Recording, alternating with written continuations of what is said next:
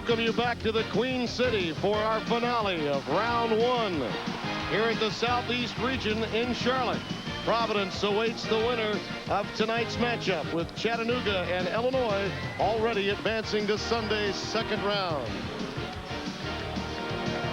It is Duke and Murray State, along with George Raveling, Tim Brando. In a year, George, where the season has been guard dominant, we have more guards to talk about in our finale. And when you talk of Duke, 3 guards that helped lead their team to an ACC regular season championship when Coach K made the call to go small.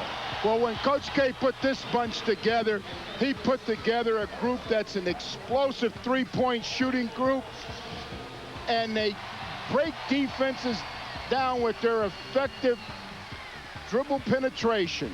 Wojciechowski leading the way, but in truth, Murray State believes they have an answer. They have a 25-year-old point guard in Chad Townsend. He's already been in the service. He has 2 children, but he's got plenty of help. Well, they form what I call the 3 amigos.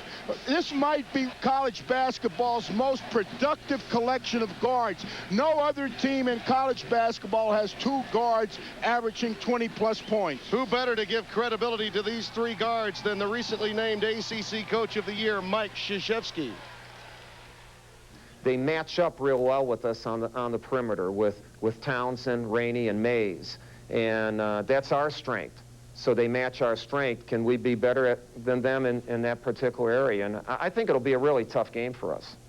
If the guards negate one another, then which front line will get it done? Carrawell and McLeod are explosive but small. Hamilton had a key basket in the OVC final against Austin Peay, and Matt Harris, a solid complementary player at only 6'8". Mark Gottfried, former Alabama star, 10 years ago was in the starting lineup for Wimp Sanderson's 16-2 team, formerly an assistant at UCLA. And Mike Krzyzewski, what more can be said? Other than the Wizard of Westwood, no coach has accomplished more during the madness than Coach K. First meeting ever, and the Racers from Murray State hope to give Duke some trouble in turn 4 here tonight. Tip is controlled to Murray State. Townsend has a strong upper body and believes he can really work on Wojo, posting him up. Rainey is the big-time player. Already one rejection as Rashawn McLeod gets involved early off the pass to Harris. Duke had plenty of time to rethink about their game after losing to North Carolina State in the ACC tournament. They believe the week off gave them a chance to put their season in some perspective. Here's Rainey with a 3rd opportunity. And finally a foul underneath. In talking with the Murray State Racers coaching staff, they feel that the first 5 minutes of this basketball game will determine its outcome. They feel if they can survive Duke's initial knockout blow, they'll be in good shape and in a competitive position to maybe steal a win. Carrawell coming to the top. Langdon driving the baseline. Carrawell running it down. Great denial of that interior by Murray State. Townsend fouled by McLeod, and I think you see the explosiveness in the Racers' style of play. Mark Godfrey said to me yesterday, he said, George, Chad Townsend's going to remind you of the point guard you had at USC, Robert Pack. He's certainly powerfully built like Robert Pack, and he has the same explosiveness. From Kerrville, Texas, came over from St. Edward's University, found really at a junior college basketball camp where players are trying to make a name for themselves by Tevester Anderson, former assistant to Hugh Durham for so many years at Georgia, and now on the staff with Mark Godfrey. Harris trying to keep it alive. Out of bounds to Duke. What's interesting, Duke has already recorded 2 blocked shots. And for an undersized team, that's a major achievement. Plenty of action, but neither team able to scratch here in the opening moments.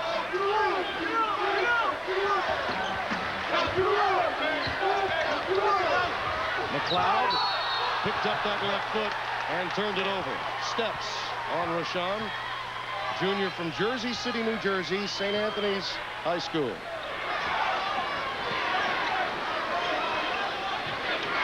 Mike Krzyzewski up working the officials right in front of his bench, protesting that walking call. To Terry Mays. A soft floater and a tough shot beyond the baseline. 2-0 Murray State. Capel blows past Rainey. Out of bounds to Duke. It's interesting, we have a large Duke crowd on hand, but those that are not Duke fans, and of course this is North Carolina country, the Charlotte, North Carolina area, all pulling for Murray State. Capel staying with it. Rejected by Mays. Townsend stepped out of bounds.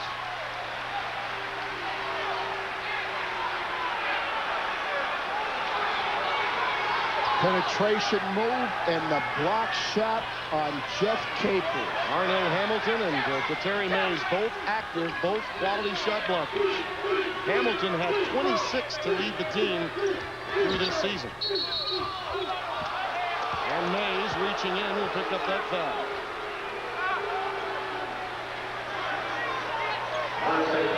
There's Gottfried with that proverbial whodunit look as he listens to Eric Harmon, Ted Hillary, and Phil Robinson, the officials for tonight's game.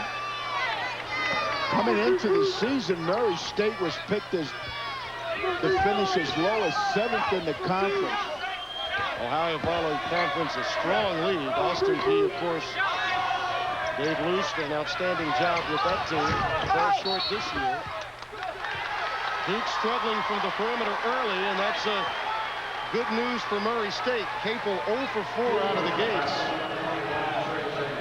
Most Murray State fans thought at the start of this season that it was going to be a rebuilding year. Well, they had their best team perhaps last season, a controversial call at the end of the OVC tournament against the same Austin Peay team they beat this year. Allowed the Governors a chance to get in. Rainey can't hit. Carrawell on the floor, giving it up to Wojo. A little beyond his range, maybe. He thought a while before he decided to let it go. He wasn't going to shoot it until you said it was beyond his range. A little hesitation, but he still managed to knock it down. Langdon off the dribble. Out of bounds to Murray State.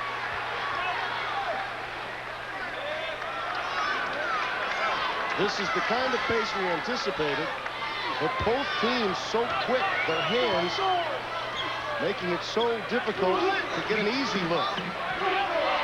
We said the first 5 minutes for Murray State very important right now, their defense, allowing them to hang with Duke. DT. That's a 3. Count it.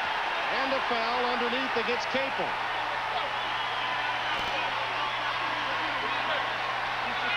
But DT Mays has the green light to turn it loose anytime he wants to. George, that's the same play, the same curl move he used off an inbounds pass with 18 seconds left in the OVC tournament to send that game with Austin Peay into overtime. Here it is again. Off the back iron this time. Rainey working with it, and he draws the foul from Langdon. Trajan now with 2. Mike Krzyzewski a little upset about it, and he'll have to go to Ricky Price.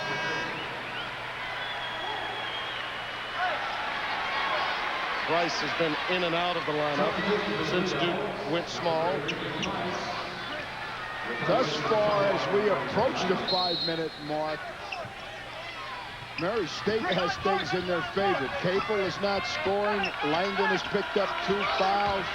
Yeah, and that's very important because Langdon is perhaps the most devastating of shooters if he gets hot. But right now, it's Mays moment. He has 5. All 7 of Murray State's points belonging to the Terry Mays. And they lead by 4.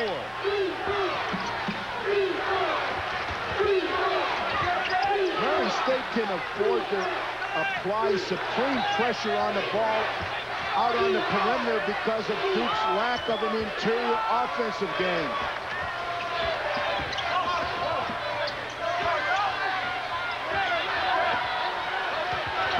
Capel. Count it, and a foul. And Mark Godfrey not too happy about that particular official's interpretation, and I can see why. Townsend getting his first. Eamon Domzalski will check into the game. Coach K, Quinn Snyder, and Tommy Amaker, all a part of that staff, told us yesterday that Domzalski had an excellent week of practice. And number 13, Domzalski, now checking into the game for Carrawell. Really is important for Duke at some point in time in this tournament to establish any kind of inside presence, not only for tonight's game, but down the road to the Final Four. But will it be a short one? We'll find out. We can compete in the game. Who knows yet? But I know our players feel like they can. And, you know, they have to guard us, too, and we have to guard them. But at least from a matchup perspective on paper, it's a lot different than playing a team that's strength is in the middle. Coach Gottfried being perhaps politically correct. Vincent Rainey and Terry Mays and others telling the press yesterday that they thought not only did they match up well, but that they're older and better. And they went home to eat some pizza last night. Coach Gottfried told us our players believe that they can win. And no coach would want anything else, right? Absolutely. Bryce on the floor since Langdon got saddled with the early fouls. Chappelle stripped and fouled. Early on, a quick whistle. Any reach-in being called in tonight's game. That one against Darren Dawson, number 4, the sophomore from LaGrange, Kentucky. Look at that. The rest of the team an offer, but DT finding the range to Terry Mays. You have to be impressed with the fact that the Murray State Racers do not fear Duke, but reminds me of when I was much younger, my grandmother said, don't mess with the dog next door. And I told her, Grandma, I'm not afraid of that dog, but you know what? One day the dog bit me. Does your dog bite? Yes. Well, Murray State trying to make sure that it's not my dog. And they've done that. You mentioned they needed to stay with it for the first 5 minutes. They've done that. They passed test number 1. Domzalski got a piece of that one. Wojciechowski now looks to push.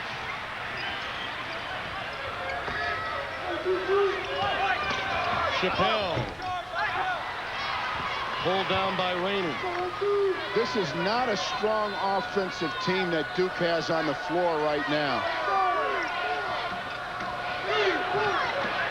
Well, you'd think with Langdon and Capel out of the game that this would be an opportunity for Murray State to get themselves a lead. Arnell Hamilton up high. A push-off against Rainey. McLeod getting the job done, blocking out. Nice penetration move and the shot fake. So many times I question why players try to avoid being fouled. I thought the object of offense was to get fouled. Well, you've seen we've had 3 block shots between the two teams. George, we've had a lot of deflections. There's another one. Townsend. Nice move. The trailer is Mays. Too strong. Rainey comes up with it. You don't think that was a lob pass, do you? No, I don't think so. Yet another deflection. This one from Wojciechowski. And another reach-in foul. This will be a very difficult game for the officiating crew to work with the pace of it being so frenetic. Wojo reaching in, and he slapped across the wrist as he continued to play his aggressive defense. Wojo's an extension of the coaching staff. He sees the game through the same set of eyes as the Duke coaching staff. Dawson will trigger it in.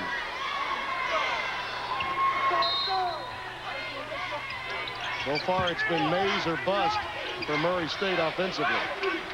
Well, in the last game, we saw Providence get 50 points in the first half. I don't think we're going to have to worry about either one of these teams getting 50 points. Domzowski on the floor with Chappelle, Price, and Rashawn McLeod. Mike Krzyzewski has to feel good with Langdon and Capel out of there that Murray State has been stymied offensively.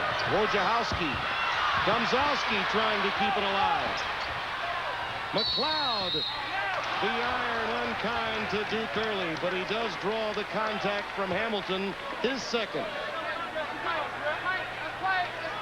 Shooting under duress will lead to bad stats, and that's really what we've seen. Every shot contested. So much has been made about Murray State's ability to score points, and not enough has been said about its ability to prevent points. Wojciechowski and Chappelle leave with Langdon and Capel back on the floor. And all of a sudden, Duke's going big. Domzowski on the floor gives them some brawn, if not the height of Greg Newton, who really slumped when you think about it.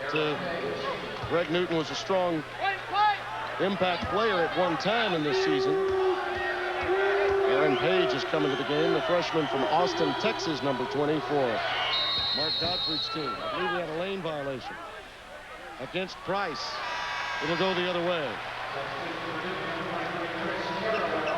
Well, we've been stuck on 7 for a while. Duke gets 1 and makes it 8-7.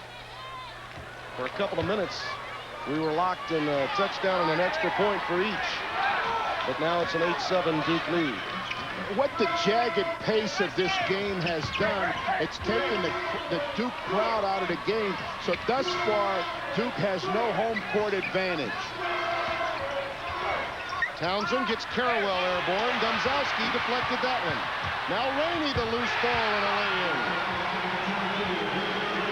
That may be what that young man needed, because he's really the guy that can get it done in a variety of ways offensively. Vincent Rainey for Murray State.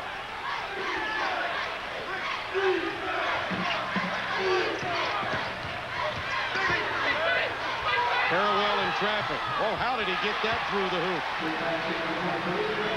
Chris Carawell, the freshman from Cardinal Ritter in St. Louis. As Rainey goes reversal on the other end, drawing contact. Nice baseline penetration by Carawell. He regroups himself, gets himself under control, and makes the nice backboard layup. Carawell picking up that foul on the other end. Shot clock problem apparently being dealt with. Phil Robinson coming over to tell Coach K about it. Mark Gottfried already made aware of the difficulty. Blue Devils have gone to the bench a bit more than Murray State. That's no surprise. Far more depth for the Devils than the 15th seeded Racers from the OVC. At the start of this season, Coach K made the decision that Duke was going to return to its pressure defense and motion offense. Rainey now using the glass, beginning to feel it. You can see the confidence in his eyes. Murray State by a deuce. Carawell left wide open. Domzowski stripped. It belongs to Murray State. Those quick hands for the Racers. Defense dominant in an up and down style of game. Mark Gottfried's Racers leading by 2. It's interesting. He and Lorenzo Romar were the top 2 assistants for Jim Herrick in '95 when they claimed the national title. Both left. Romar to Pepperdine, where Herrick had once coached. And Mark Gottfried says all of his success as a coach he owes to Herrick. He taught him to teach what you know what you teach. And that's the UCLA high-low post, using guards as the catalyst. And Townsend, this time off the dribble, gives Murray State a 4-point lead. Duke's only lead thus far in the game was when Duke was ahead 3-2 with 16 minutes and 50 seconds remaining in the game, and they only held that lead for 25 seconds. Since then, Duke has scored 6 points.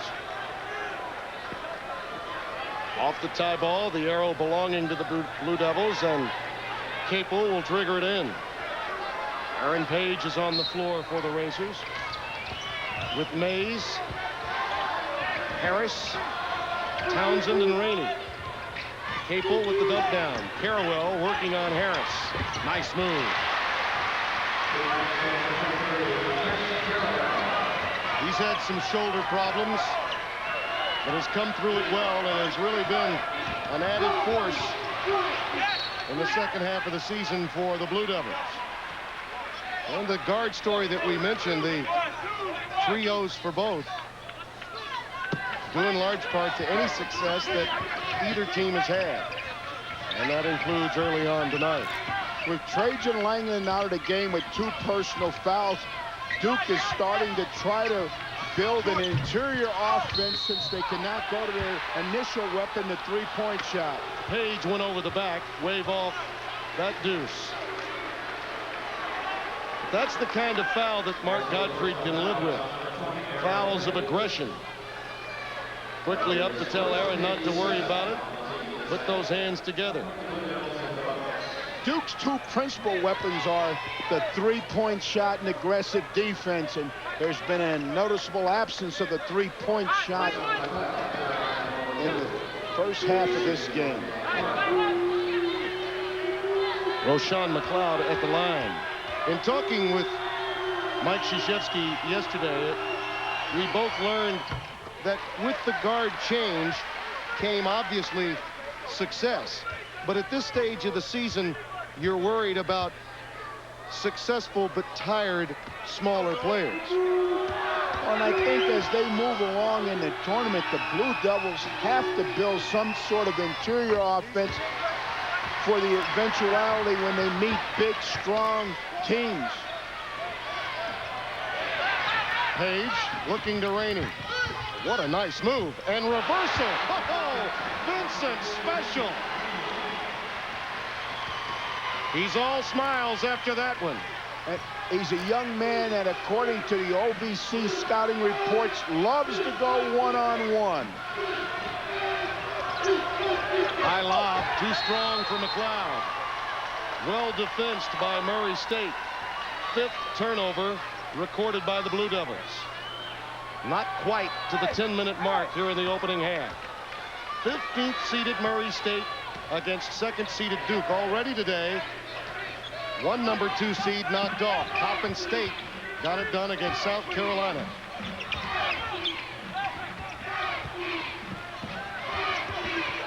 And here today, 3 seed. Georgia knocked off by Tennessee Chattanooga. Mays. Yet another push against Harris. It'll go the other way. Duke has tried to alter their defense a little bit with a full court pressure, and here they come with the trap. Murray State does a nice job of reversing the ball into the middle of the floor. Textbook zone press attack.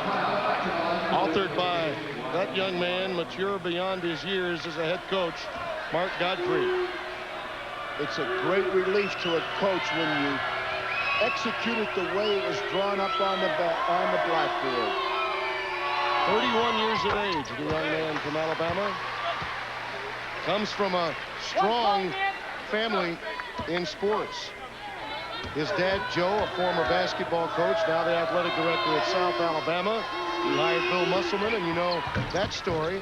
Oh, so close against Arizona last night. And his uncle, Mike Gottfried, former head football coach at Pitt, and now a television commentator in football. Townsend trying to post up, gets the foul.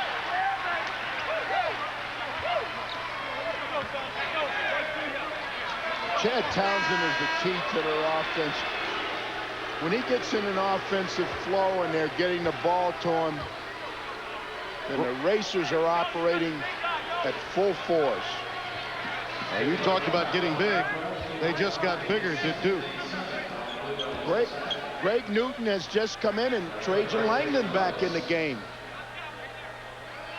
Coach K taking a little bit of a gamble with Langdon possessing 2 personal fouls. We've seen some bricks at the free throw line. Murray State 0 for 3. Offensive foul against Newton.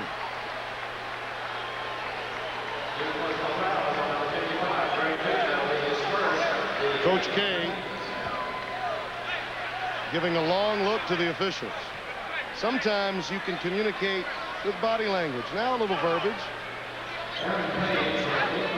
Through the years, the tenacity that comes with the competitive nature of Coach K has evolved into psychology and a kinder, gentler Coach K with success, and he's had plenty of it. He's a great communicator. And we begin talking about the entire package in coaching. He has the blueprint for success. And the ACC has the blueprint for outstanding basketball coaches. Just down the road, one will be trying to make some serious history tomorrow. Dean Smith looking to pass the Baron, Adolph Rupp, with a victory against Colorado. Murray State showing a little 1-2-2 half-court play, rotating into a man-to-man.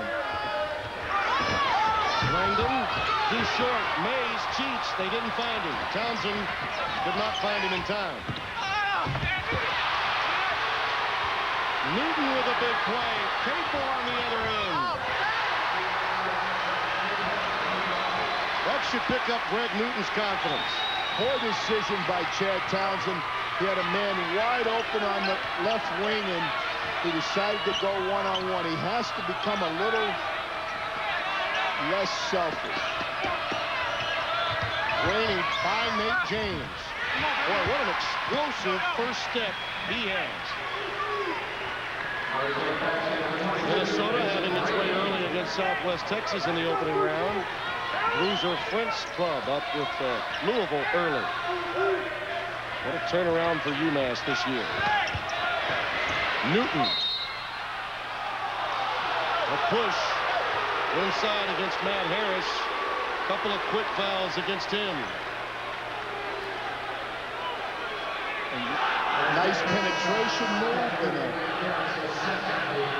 fine block by Greg Newton. But what's more impressive is the nice outlet pass. He put it up high and allowed Jeff Capel to run under it, not having to break stride, and it carried him right on into the basket for the easy layup. Court awareness for Newton, giving him some confidence as Capel and Langdon take a seat. Page skies for that rebound. Murray State going back to its bench. Dennis Dahl, DJ as they call him, 0-0 in the game. Newton checking him at the top of the circle. Knocked away by Nate James.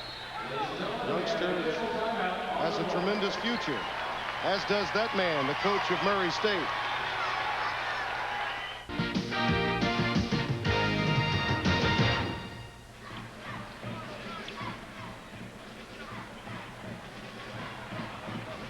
Many times on the road to the Final Four, individual players will take a peculiar path, such as the case of Chad Townsend, recruited as a baseball player at Tiny Set Edwards University.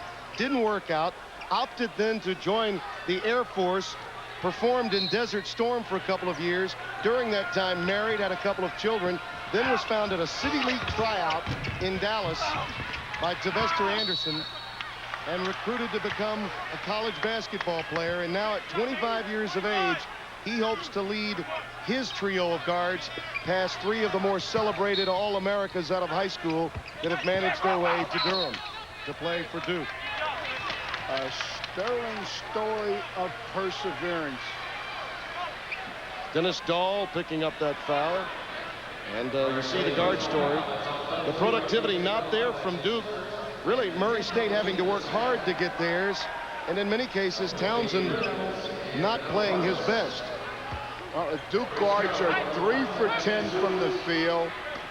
The Murray State guards are 8 for 19 from the field. Carrawell at the line.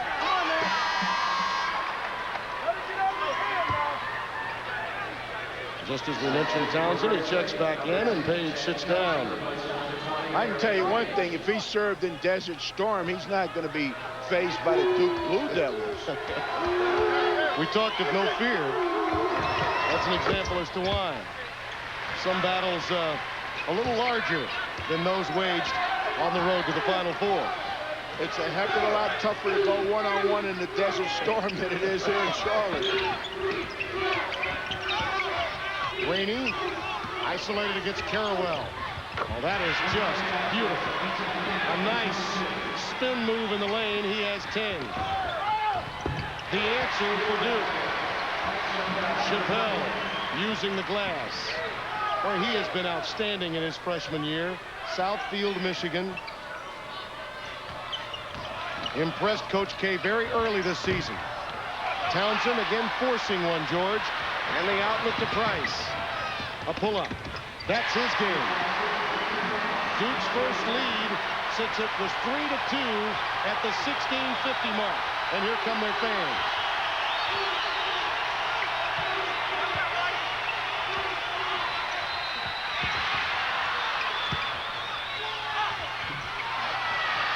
McLeod and Price making life miserable for Rainey.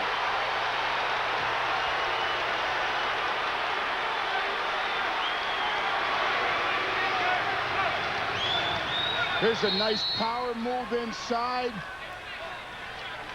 as they fight for the rebound, and it appeared to go off of Ricky Price. Rainey arguing that point, but you clearly see the overplaying and the kind of face-up defense that Duke can throw at you. And at times, George, it'll come in waves, and that's something Murray State perhaps isn't used to in the Ohio Valley Conference. Don't forget, our tournament coverage continues tomorrow on CBS Sports. Our early games, Colorado in that historic matchup with North Carolina, Kansas, Purdue, Villanova, and California. All of those times approximate on the road to the Final Four. I anticipate Duke's going to make a major run. They're going to make a major run with transition offense. Murray State's getting their 2 of their 3 guards buried down in the baseline, and they're not getting back on defense. But the perimeter problems continue for the Duke guards. Dahl can't come down with it. Price does. Terry Mays, after hitting a couple early, has really fallen on hard times. Wojciechowski answers for 3. Hits the deck. They're going to do it with transition offense.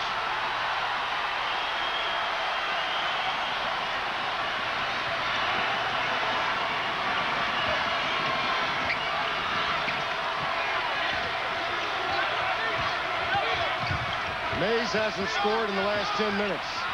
Now he turns it over. Outlet pass saved by Carrawell to McLeod. Chappelle for 3. Long rebounds taken in by the Duke guards. That one by Price. Chappelle over Dawson. And again a tip out. And the Duke fans applaud the effort on the offensive boards. Murray State makes a quick defensive adjustment as they slip into a 2-3 zone. Steve Wojciechowski held the ball as he got his team into appropriate zone offense. McLeod has 6. Largest lead for the Blue Devils. I get the feeling Mark Gottfried's concerned about fatigue right now. Well, it should be. You look at the Murray State racers on the floor, they're all up in an erect position. A lot of dribbling by Townsend. He's missed a few open players in the last few minutes. The hardest thing in basketball for a player to learn is when to start his dribble and when to stop his dribble. Mays under duress. Those are tired shots. Carrawell stripped and saved beautifully by Dawson. Page. Townsend on the glass. Dahl with the hoop and the foul. And that ends a 3-minute drought for Murray State as they trail by 4 with 4:05 to play. In a guard-dominant game, Mark Gottfried's club getting it done early against the Duke guards, but lately it's been Wojo leading the Duke comeback to take this lead. And one of the staples of Duke's transition game is to push the ball quickly up the middle of the floor, spot up on both sides for the three-point shot, and if you catch the defense sinking toward the basket, turn it loose. Again, a problem with the clock, it appears, or who picked up that foul. It was credited to Carrawell a moment ago. For those of you that just joined us, here's what's been happening. Murray State struggling from the floor in an up-and-down game. Both defenses, with their overplaying styles along the perimeter, taking control of the game, George. Block shots, deflections, we've seen a lot of it. It's been somewhat of a helter-skelter game, Tim. The problem was the number given on the foul. It was Carrawell, as we mentioned, but the official had given 25 earlier. After Dahl's tip in, and he gets the old-fashioned three-point play, and that ends what had become a very anemic 4 minutes for Murray State. I think you correctly identified a major problem for Murray State right now, and that's fatigue. This is a team that now starting to come out of the defensive stance. They're not getting their legs into the shots. And Langdon gets his first bucket, a three-pointer, 30-24. Trajan got 2 early fouls and really became a non-factor after those early calls against him, forced to sit for 7 minutes. What's interesting is that Murray State has not tried to exploit the fact that Trajan Langdon has 2 fouls. Townsend off the dribble. He has 4. 30-26. Mark Gottfried will be happy to see the intermission.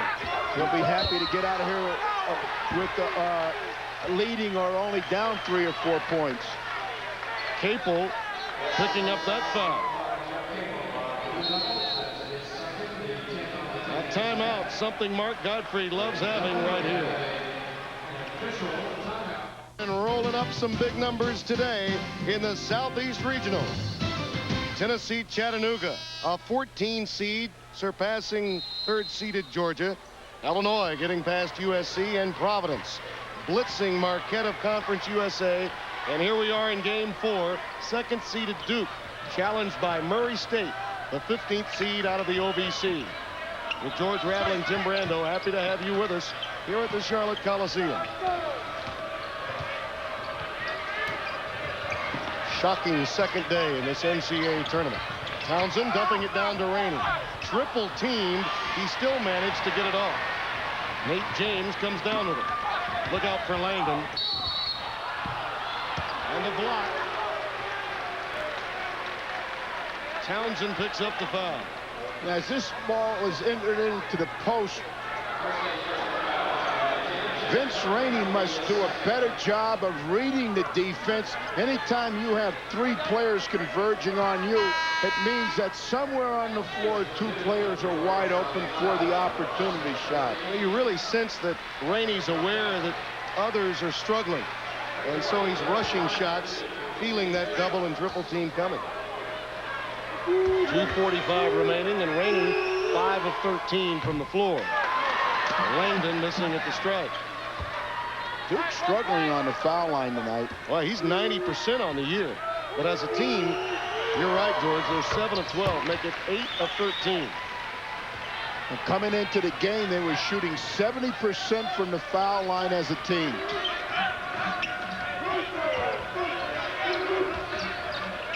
Townsend.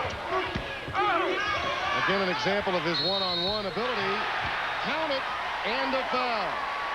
The answer on the glass by Arnell Hamilton.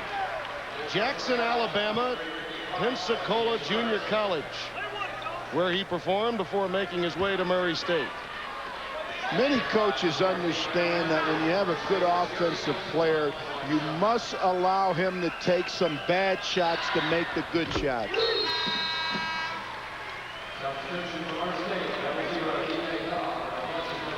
15th seeded Murray State leading much of the way, trailing by 2 now with 2.5 remaining against second seeded Duke. And a matchup of guards. 3 for Duke and 3 for Murray State. So far the Racers getting the better of that matchup. McLeod stripped. He may have hurt his shoulder that time on the contact. Here's Rainey. With that spin move, he turns it over, taking an extra step. 5th turnover committed by Murray State. Neither team shooting well, but again, George, for those just joining us, defense has a lot to do with it. Absolutely. It's been very difficult for Duke or Murray State to find open looks at the basket, and that's a tribute to the pressure defense both of these teams are applying. Duke's turned it over 9 times. Murray State 5 turnovers in the first half.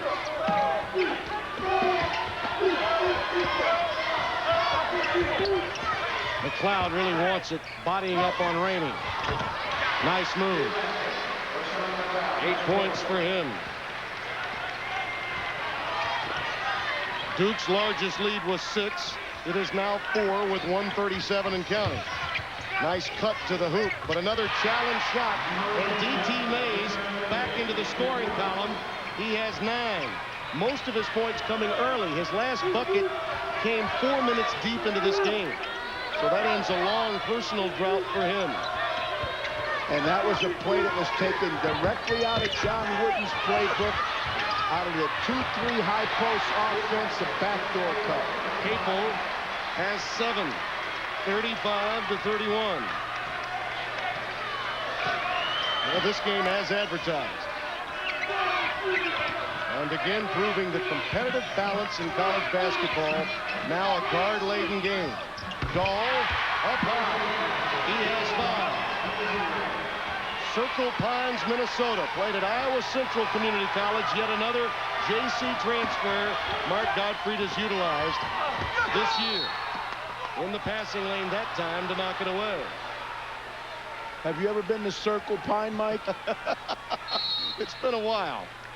Mike Krzyzewski, all too aware of what Murray State's been able to get done with some offensive board work. And Jeff Capel going inside and taking on the responsibilities of the big man in their absence. Murray State really getting it done on the glass. And again, we talked about quicker to the ball.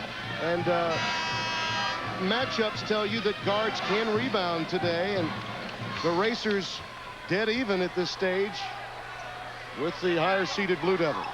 I can't believe a world traveler like you has never been in Circle Pine, Missouri. It's a small town.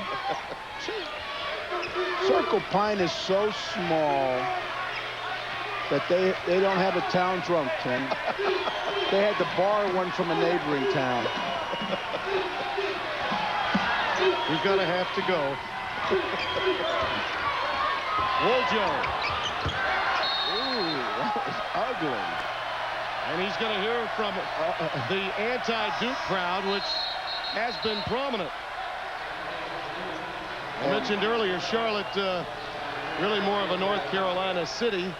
And those that bought up tickets among the general public clearly siding with the Racers, the underdog. Clock winding down in the half. Shooting for the tie or the lead. Oh! Raining down a key bucket to tie the game at halftime. Well, they say that this is auto racing country, if not basketball country. Murray State giving trouble in turn 4 to Duke, courtesy Vincent Rainey. This is a shot of desperation. We're tied at 35. CBS Sports exclusive coverage of NCAA's basketball championship will continue after this message and a word from your local station.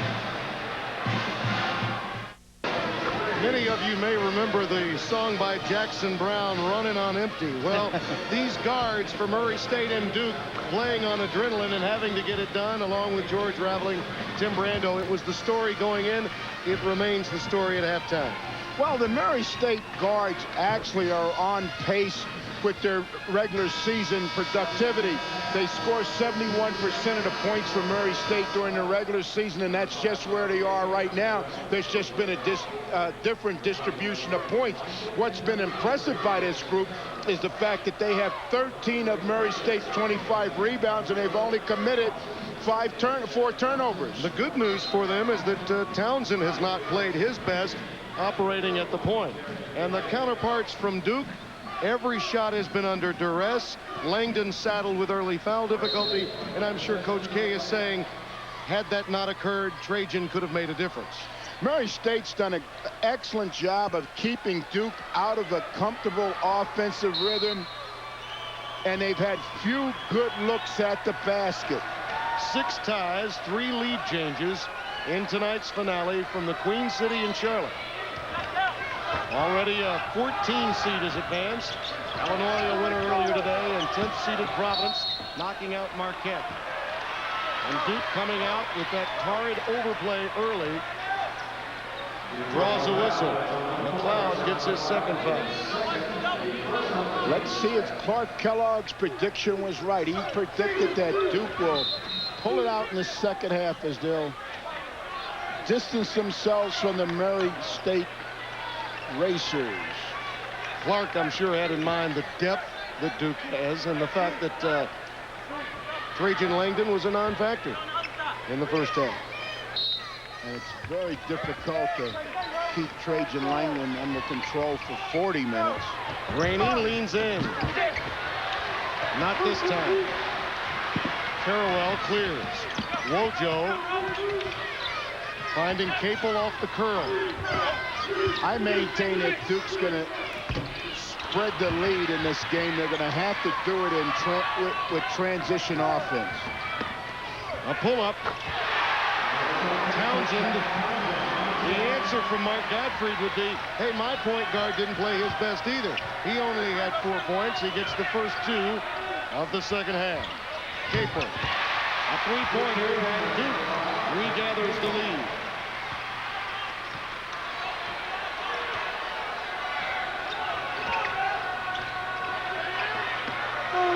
Rainey operating against Carawell and is bumped.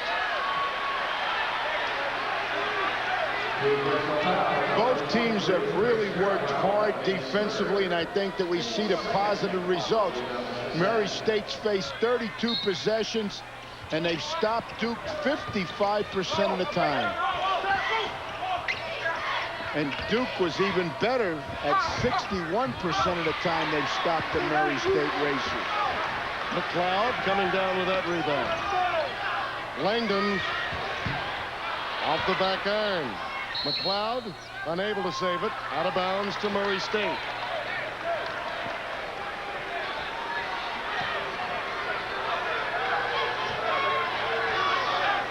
Hamilton on the floor along with Dawson, Terry Mays, Rainey, and Townsend for Murray State to open the second half. Hamilton. Langdon with a good blockout to clear yet another rebound for a Duke guard. Capel again off the pick. Very subtle pick there by Carrawell to help spring that shot. And the Blue Devils by 4. 41-37. 2 minutes deep here in the second half. Townsend and Wojo, few flying elbows off the ball. Dawson can't connect, and that'll be a foul on Townsend. No foul, just out of bounds. I beg your pardon. As this defensive play begins to unfold, Wojo gets back screened by his own defensive man. Townsend going for the loose ball, hit the deck. The whistle blew. They were checking to see if Chad was all right. He was. Mays finally corrals it. Langdon the steal.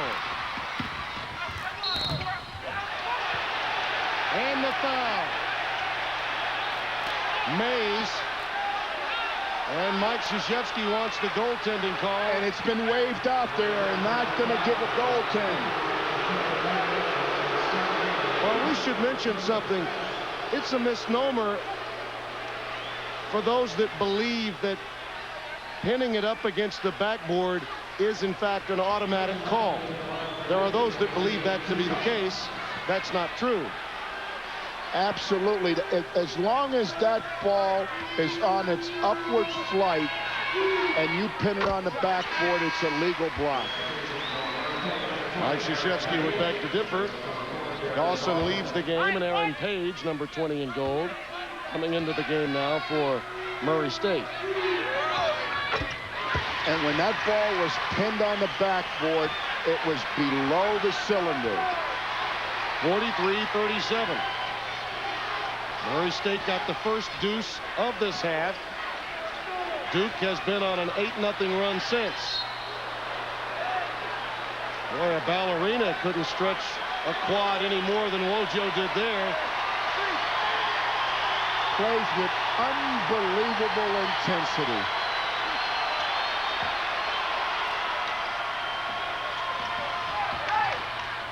Townsend to Rainey. Mays on the offensive glass, rejected by McLeod.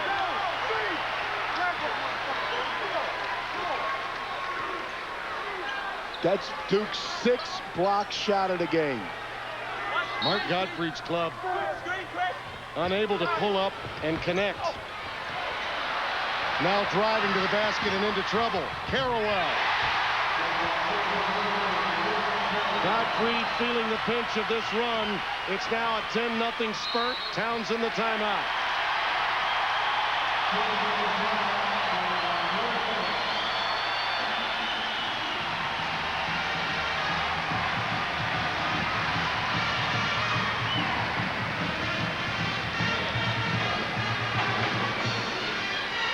See the 10-2 run since the first deuce by Townsend.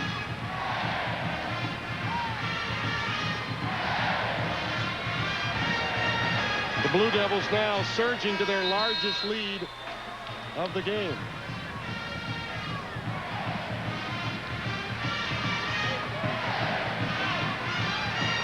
In the Midwest, Tulsa, Clemson, the higher seeds falling there. Temple and Minnesota now winning big, looking to hook up against John Chaney's matchup zone on Sunday, provided they hold on. Temple plays much better out of conference than they do in conference, where teams don't have enough time to prepare for them and don't know what to do against that matchup zone. Another push-off by Rainey. The Racers have been whistled for that type of foul throughout the course of this game. So very active, but Duke with better rebounding position, frustrating Mark Gottfried's team. Duke, in a most methodical manner, is going about the task of separating themselves from the Racers. Capel. Jeff Capel in the midst of one of the better comebacks any Duke players had in a senior season, now giving Duke an 11-point cushion.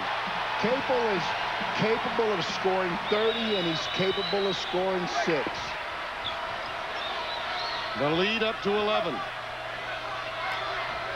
Matt Harris will come in on the next dead ball as Rainey leans in.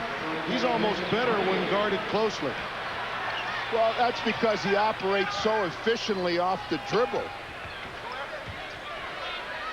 Capel again. He has been the pilot light for the fire that burns within the Blue Devils in the second half. 19 for him. 4 of 4 beyond the arc in the half. And who will forget back in December that Duke's student body was booing this young man. In February, they were cheering him. Mays, jump stop and a deuce for DT, as he's known, to Terry Mays. 51-41. Off the curl again. This time the iron unkind, and Mays hauls it down. Townsend to pull up. Wojciechowski will pick up that foul. Third foul on Wojciechowski. Capel does a nice job of getting himself open, utilizing screens, a nice back cut to set his man up as he came off that screen for the easy catch and shoot basket. Capel, a well-deserved rest. He and Langdon sit. Domzowski checks into the game as well. Carrawell will get a blow. Chappelle is checked in for the Blue Devils. Mike Krzyzewski's Blue Devils has a deep bench, and the Racers do not. And Coach K wants to introduce fatigue as a major factor in this game. Woeful at the line tonight. Townsend now with his first free throw made in 5 attempts. Duke racing past the Racers to a 9-point lead. All right, the David Letterman lookalike, Pete Gillen, the head coach of Providence. His team will take on the winner of Duke Murray State. Duke with a 9-point lead. Let's take a quick look around the country. Out west in Tucson, Stanford. This game was tied at halftime at 33, but now the Cardinal 5-point lead, and in the white uniforms looking to increase that lead. Clark Kellogg. Brevin Nighttime trying to take control of the game. Sooners struggling shooting the basketball, only 3 of 11 in the second half. Chris Weems, the 2 guard for Stanford, having a pretty good game. He's got 12 points, and he's knocked down a couple of timely shots in the second half. That's 48-43 Stanford, Oklahoma basketball. That was the 4th foul against Lee. Lee and Brevin Knight, the backcourt duo for the Cardinal. Sooners can get within 2 right here.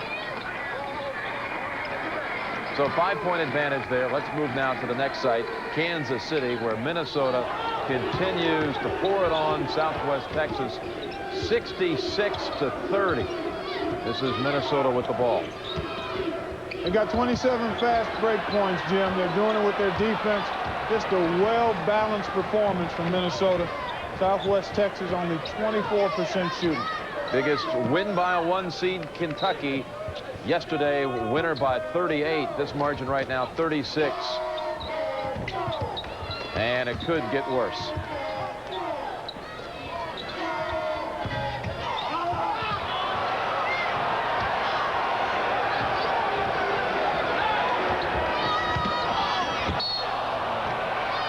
Call that on Minnesota. So 36-point advantage.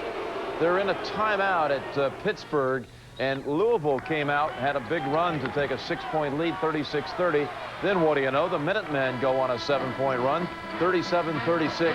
UMass, as they're coming out of a timeout, the under-12 timeout. This is a tough-minded team. They really got it turned around after a tough start early on.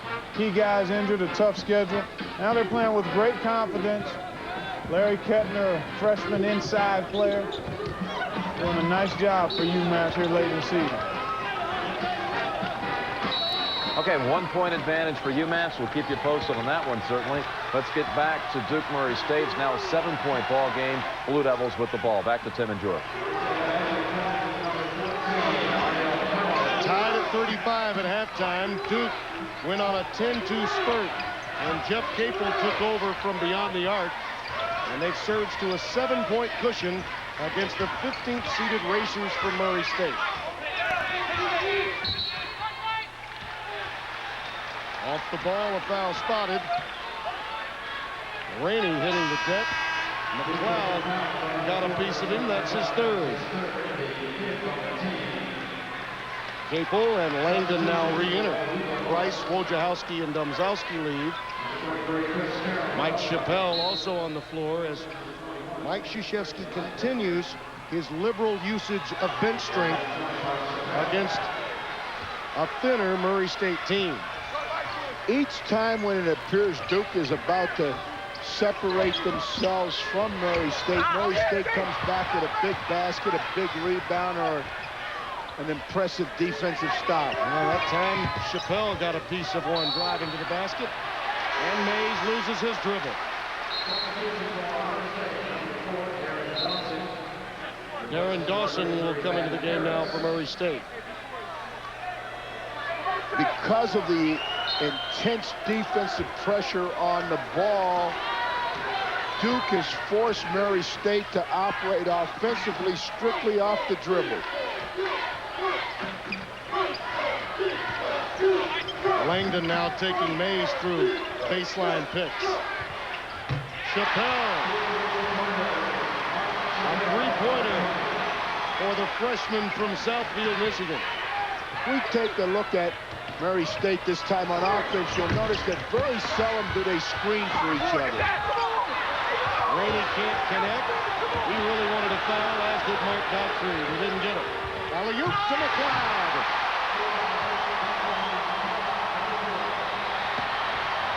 Mays. Mark Gottfried does not like that. No time for that much urgency in your offense. Townsend slaps it away. Townsend out of bounds. It'll be controlled to Duke. Beginning to see a little panic in the eyes of the Racers. Mike Krzyzewski's deeper trio making it happen. Uptown and downtown in Charlotte.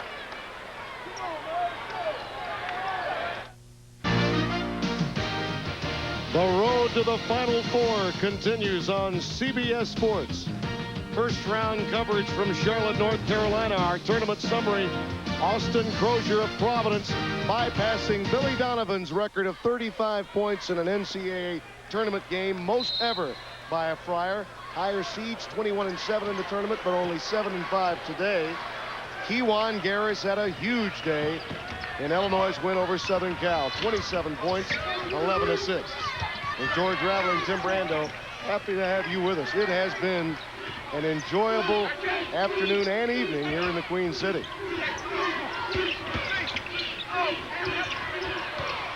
And the Duke guards have really picked up the pace here in the second half. Capel trying to go behind his back that time with that pass. Ill-advised, and Murray State will get it back. And as the Duke guards have picked up the pace in the second half, the Murray State guards were 8 for 18 in the first half. In the second half, they've gone 7 for 28. Townsend hit that first basket to make it 37-35, but Duke hasn't looked back since. This is a tired Murray State basketball team. They have no legs left. McLeod getting the offensive board, giving Duke another opportunity. And it really won't be long now when Krzyzewski can begin to use clock off offensive rebounds. Dawson comes away with that one. Townsend to Mays. Those perimeter jumpers not falling, leading Murray State to drive to the hole, and that's where the blocks and deflections come, courtesy that interior defense for Duke. Carawell.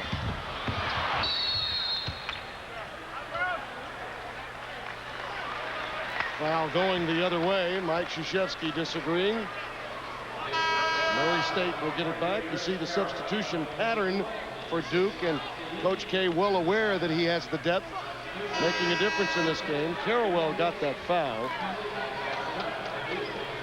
Murray State gets it back, and the shooting percentage really drifting now for the Racers, and as we mentioned earlier, George, panic in the eyes beginning to set in awfully early in the second half. The reason for the poor shooting percentage for Murray State evolves around poor shot selection. They have shown a noticeable lack of patience on offense. They won't allow the offense to come to them. They don't screen. And this is one of the few possessions where they've even reversed the ball. They tend to operate far too much off the dribble. Rainey, similar shot to the one he hit prior to halftime that tied the game at 35.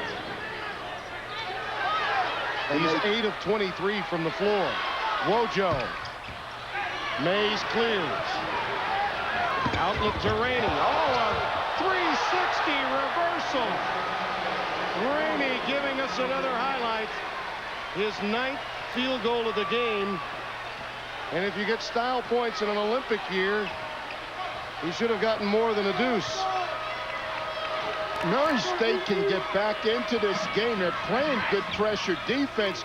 Their problem is at the offensive end and evolves around poor shot selection. McLeod getting his man airborne. Hamilton fouls. A nice pass ahead, and we'll see the creativity of Rainey in the open court as he used a little spin move to free himself by the overplay by Wojo for the nice basket as he used the rim to protect the basketball from a potential block shot.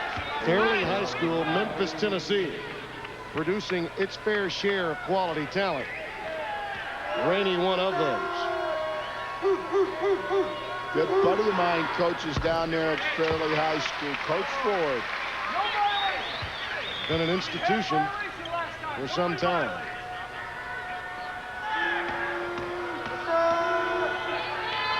McLeod looking for his 6th free throw in 7 tries here.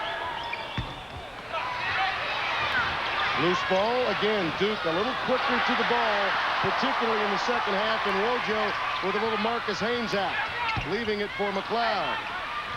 Wojo with another pickpocket. That's grand larceny he just committed. Finally taken down by Townsend of Murray State. Wojo spends more time on the floor than Johnson's wax. Hamilton a putback. 7 for Arnell Hamilton. 4A Player of the Year from Alabama some years ago before heading to junior college in Pensacola, Florida. 57-50. Nice cut. Capel from McLeod. 21 for him. 59-50, under 8 remaining in our game.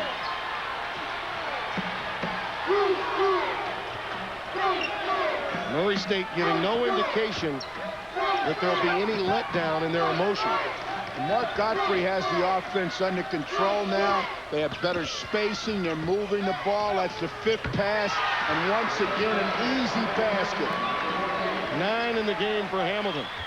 Considered a complimentary player, doing his best to aid the 3 stars for Murray State. And Coach K needs and gets a 20. And the king of thievery, though, for Duke has been Wojciechowski. And here he goes for the once on the floor. And it goes down for the 2nd time, and he's going to get up, and then he goes down again. Leading the league in floor burns, and one of the reasons Mike Krzyzewski adores him, as he has all of the guards. You see some of them in that huddle. Quinn Snyder, Tommy Amaker, all part of the tradition of Mike Krzyzewski's tremendous run. 4-time National Coach of the Year. Hard to believe in his tenure at Duke. Coach K only getting his 4th ACC Coach of the Year crown the other day. Capel. Chappelle. Nice pass. 61-52. Chappelle has 8.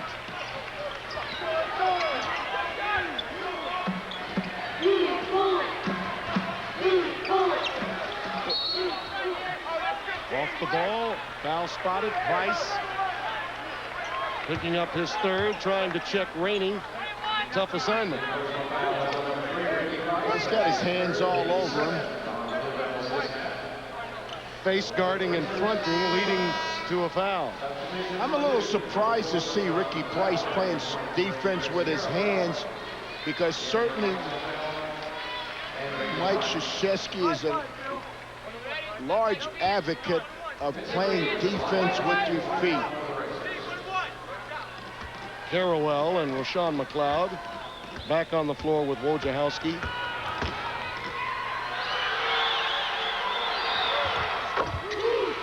Murray State's a lot more productive in their half-court offense on the last 4 possessions, principally because they've kept the ball off the floor and they've had better player movement and better ball movement, particularly ball reversal.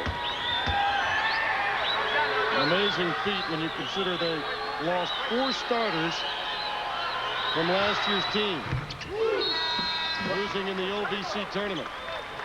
Transfers and freshmen getting it done for Mark Gottfried.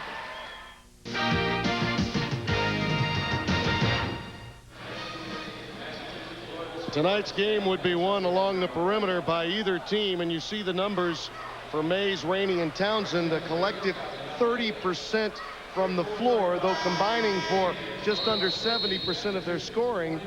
Duke has picked it up with the help of Capel's run in the early moments of the second half, but still is the difference in this game. Duke leading by 7. But as you watch the game, George, you feel that the Blue Devils should be up by a far larger margin. Capel rejected. Good work by Murray State in the low post. Townsend, stop and go. And an offensive foul. Player control against Chad, his 3rd. An opportunity missed for Mark Gottfried's team. And it was the result of over-penetration. If he had stopped at the top of the circle, he would have caused the defense to have to make a difficult decision.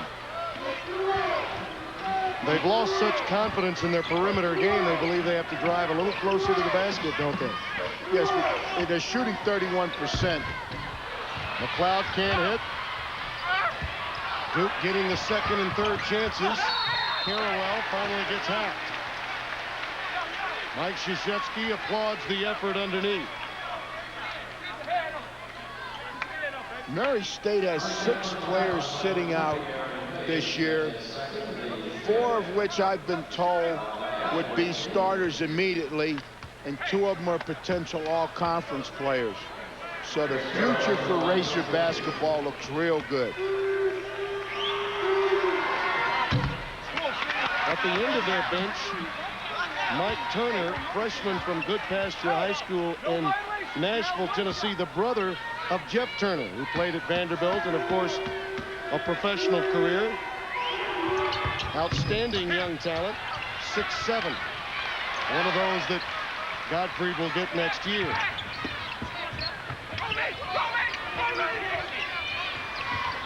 McLeod, long rebound again, claimed by Duke. It's stripped away by Rainey. Murray State just does not have any energy left defensively. They're all standing in the erect position. Rainey gets the traveling violation. These turnovers have a little to do with that fatigue that you're mentioning.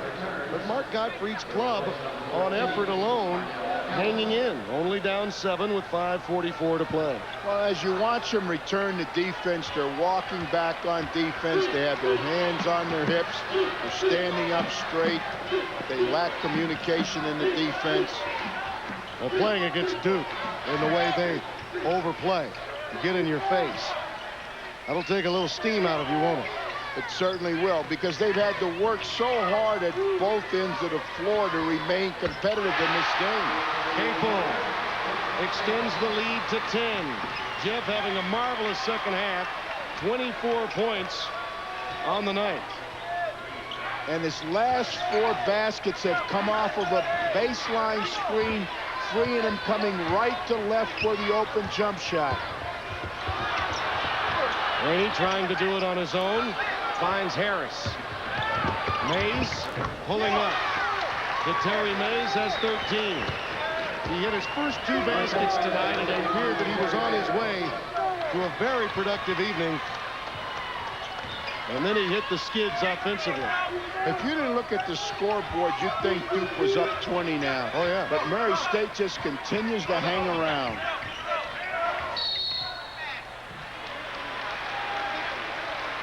Harris down low, guilty of the push. His third.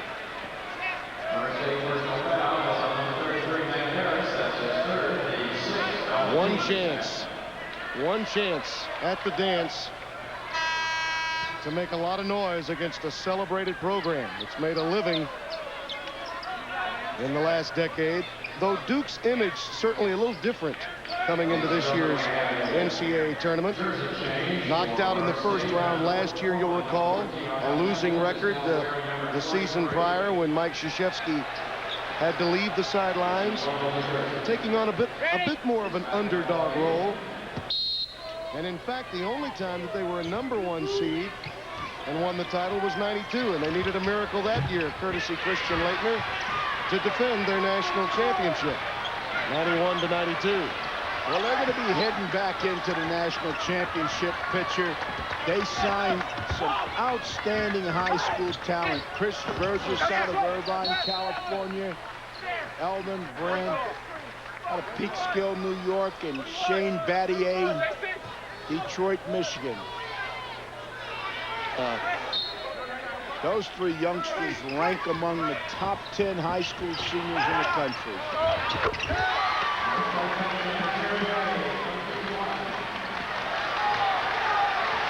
In fact, that recruiting class has caused Blue Devil fans' expectations to run out of control. Mays has 15 after that bucket. Closest it's been since 43-37, 2.5 minutes deep in the second half. Well, we have a 6-point game on our hands. Mays comes away with it. And we might be looking at a 3- or 4-point game. Townsend. Hamilton can't corral it. By the way, for those of you watching us and wondering what happened to number 14, apparently Arnell Hamilton had some blood on his jersey, forced to change that jersey, and is now wearing number 23 in gold rather than 14. He's checking Carawell for Duke on the baseline. Well, when you're Murray State and you lose a jersey, you've got to go to someone else's. That's the difference maybe in a 15 seed and a 2nd seed. Harris touched it last. It will belong to Duke. The bumps and bruises of playing Duke. Murray State finding out tonight.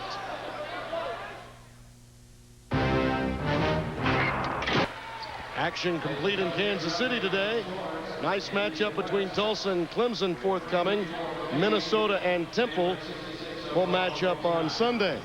By the way, when Harris lost that ball out of bounds, just prior to the clock going to 0, a shot clock violation occurred, so Murray State a break, now with possession of the ball out of the timeout.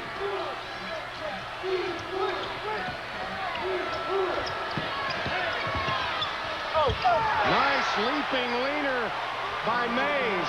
It's suddenly a 4-point game. 17 for him. We're coming down to the wire.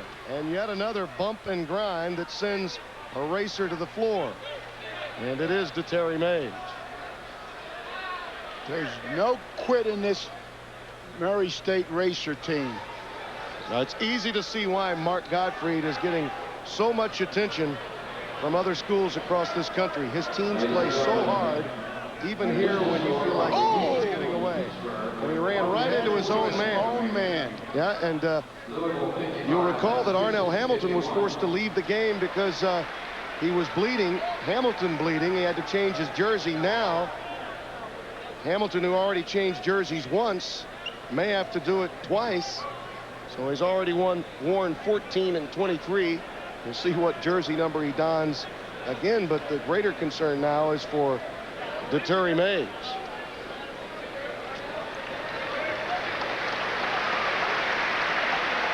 And this is not the time that you want to lose Terry Mays.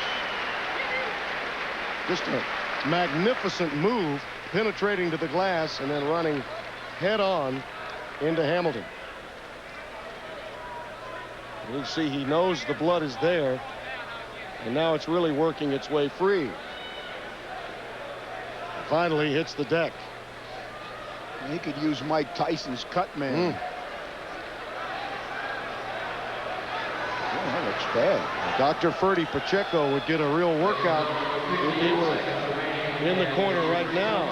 And what was happening with that machine was they were stapling in some stitches in to close that wound. Not a game for the faint of heart. As you look at our game summary, you look at the numbers and you think, well, maybe an ugly game, but in truth, a fast-paced game chock full of deflections, block shots, and athletic plays.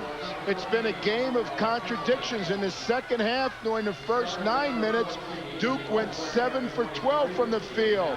This last 6 minutes, 3 for 17. We'll be right back.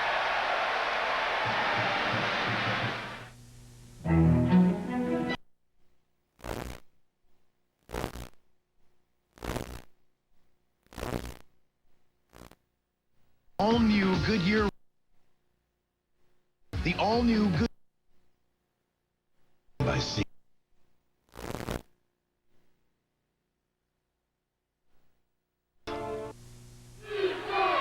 In the midst of a 4-point game, Terry Mays is back, stitched up and ready to go. And in the case of Arnell Hamilton, once wearing 23 because of blood, now wearing 25 because of blood. He was once Floyd. He's now Cunningham. He's a candidate for the witness protection program. 64-60. Murray State has a full timeout and a 20. More contact. Mays just can't stay away from it. That's his third. But what heart this team has shown, embodied in Mays, Arnell Hamilton, and with the long stoppage of play, one would think, George, advantage Murray State, because the fatigue factor is something that we've documented through the course of tonight's game. A chance to perhaps be refreshed for the stretch run here.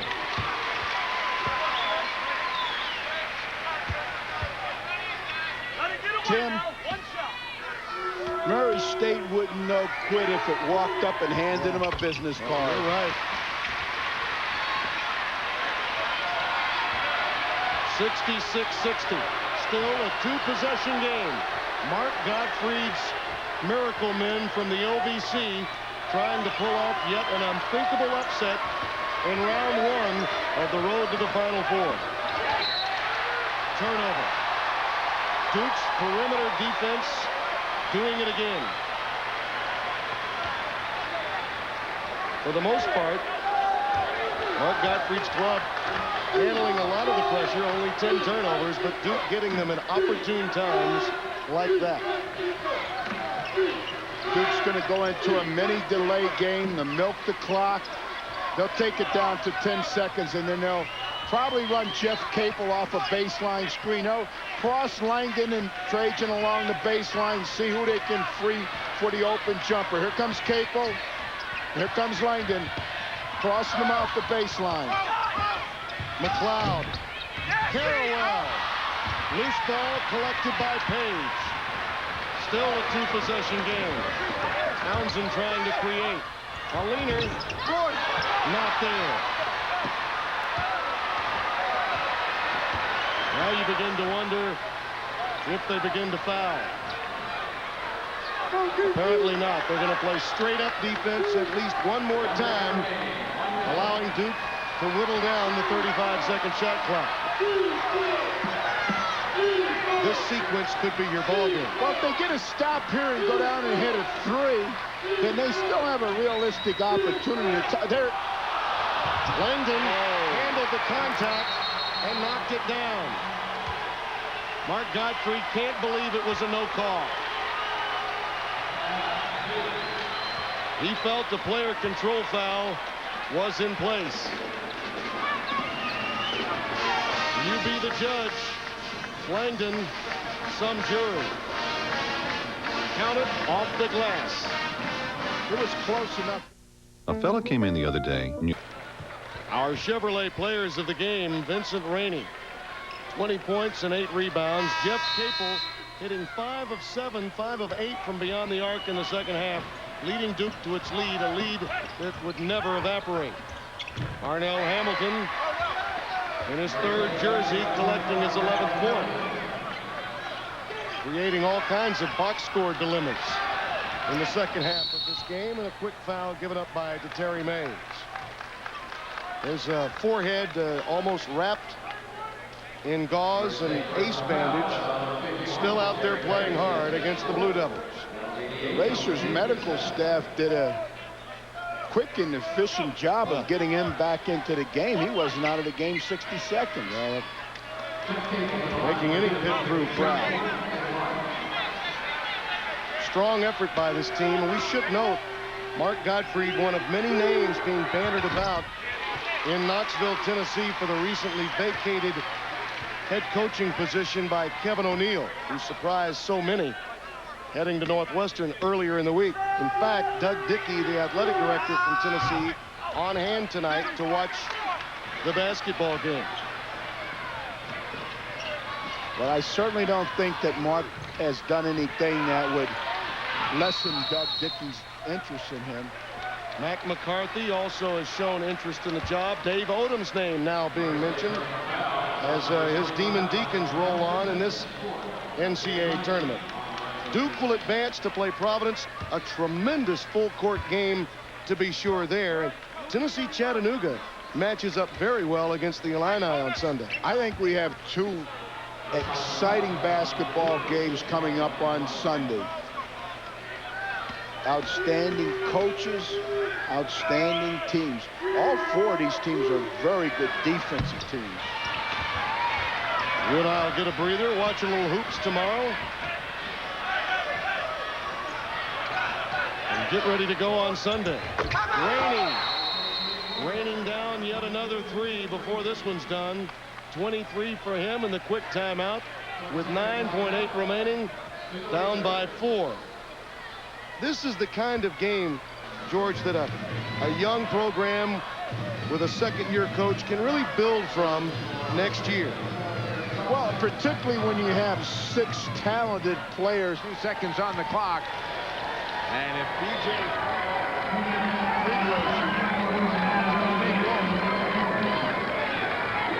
All right, we're going to break in for a moment here and get you to the final seconds of UMass Louisville.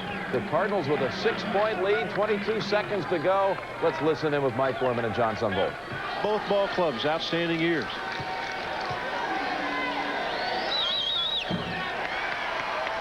That pushes it up to a 7-point game at 64-57.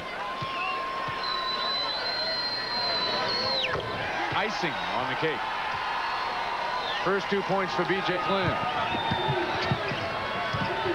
Padilla. No. Flynn again the rebound. Flynn waiting to get fouled. Dantzler with 6 seconds. Nice move with the dribble and a 10-second violation. 10-second count. There's a little coaching from Denny Crum. Said, hey, please pass the ball.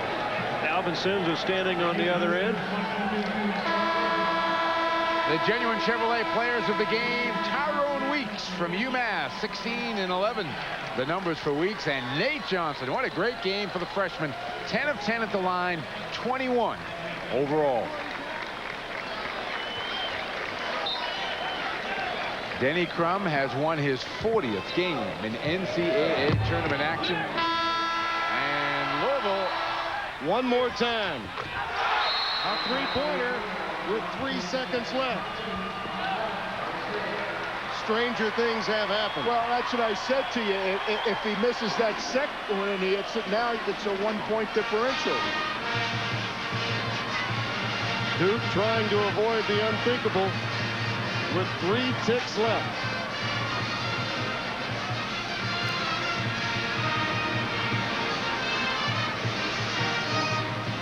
Well, what we're probably going to end up with, Tim, here is a real victory for Duke and a moral victory for Murray State.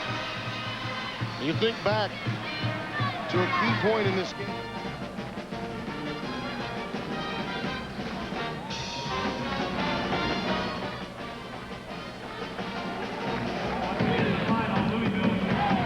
All right, so Louisville advances with a 65-57 win. Juan Wheat icing that shoulder. And meanwhile, Murray State just hit a 3 with 3 seconds to go, and Duke will have the ball. There's a timeout on the floor. 70-68, Blue Devils by 2. Again, Duke possession.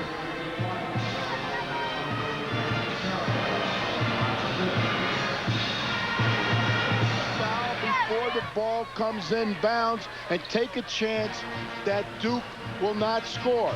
Or the other possibility is to go for the steal. You can try to go for the steal on the inbounds play. If you're going to foul right away before the ball comes inbounds, I would go to the official and I would tell him that we're going to foul number so-and-so. Let the officials know in advance. Plant that in their mind. Now, the other strategy is if you feel you're a strong enough defensive team, then try to go for the steal. Put a tall player on the ball to block visibility and go for the steal. Which guy do you foul? Look at those numbers. All of them very tough at the line, though they have missed late in this game. At this stage, you just have to foul. Yes. You really can't be picky with 3 seconds remaining. Murray State, a 15 seed challenging second-seeded Duke in their home state down the road in Charlotte.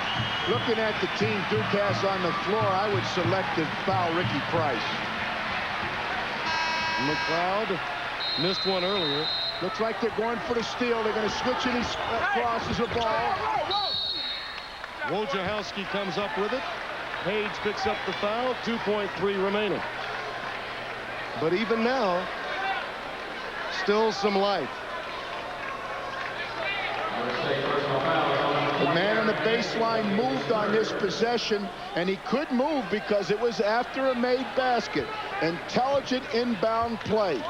Most players in a situation like that who are inbounding the ball remain in a stationary position. Most players don't have that coach to remind them.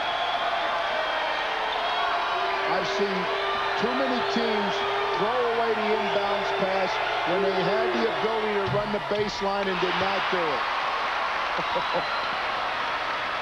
Wojciechowski with the benefit of a kind iron. This one would make it a 2-possession game and end it. And they'll take McLeod off the line. It's a young man that's introspective, the ability to see the big picture, enjoying himself. One last crack.